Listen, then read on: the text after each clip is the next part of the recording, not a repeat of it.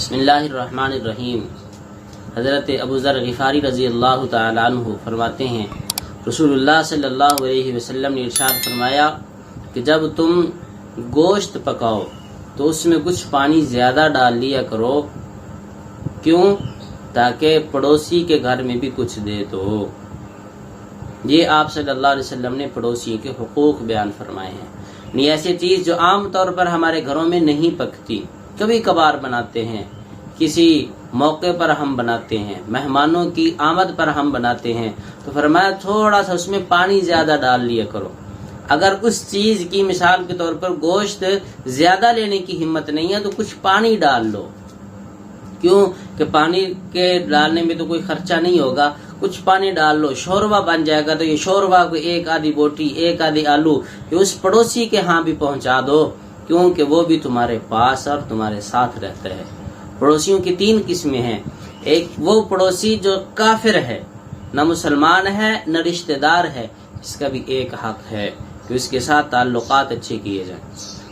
Number 2 وہ پڑوسی جو مسلمان ہے اور تمہارے گھر کے ساتھ رہتا ہے، اس کے 2 حق ہیں۔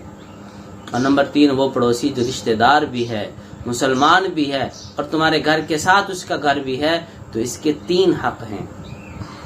تینوں حقوق کا خیال رکھا جائے۔ آج کل جدید ماحول میں رسول اللہ صلی اللہ علیہ وسلم کے ان ارشادات کو بھلایا جا رہا ہے، اور اس حد تک اس پڑوسیوں کے حقوق تھے کہ رسول اللہ مبارک نے ارشاد فرمایا، مجھے یہ شک ہونے لگا کہیں ان پڑوسیوں کو وراثت میں ہی حصہ نہ مل جائے۔ فرمایا اس وقت تک تم میں سے کوئی مومن نہیں ہو سکتا جب تک کہ اس کا پڑوسی بھوکا سوئے، اس کا پیٹ خالی ہو، وہ بھوکا سوئے اور یہ اپنے آپ کو مسلمان کہلانے والا پیٹ بھر کر خراٹے مار کے سوئے۔ عبادت گزار تو ہو سکتا ہے لیکن نیک نہیں بن سکتا۔ نیک بننے کے لیے حقوق العباد کا خیال رکھنا یہ ضروری ہے۔ آج جدید معاشرے میں ہم اس سے بہت دور ہو چکے ہیں، یہاں تک کہ اگر کوئی رشتہ دار، اگر کوئی پڑوسی اچھا ہے، ذرا مالدار ہے، اس کے تعلقات اثر و رسوخ زیادہ رکھتا ہے، تو اس کے ساتھ تو برتاؤ اچھا ہوگا۔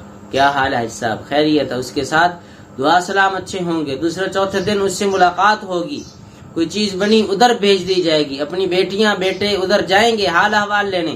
لیکن اگر کوئی ماڑا بیچارہ پڑوسی ہمارے قریب آ کے رہنے لگا تو اس کو قریب سے گزرتے ہوئے سلام بھی نہیں کرتے۔ تم خوب جانتے ہو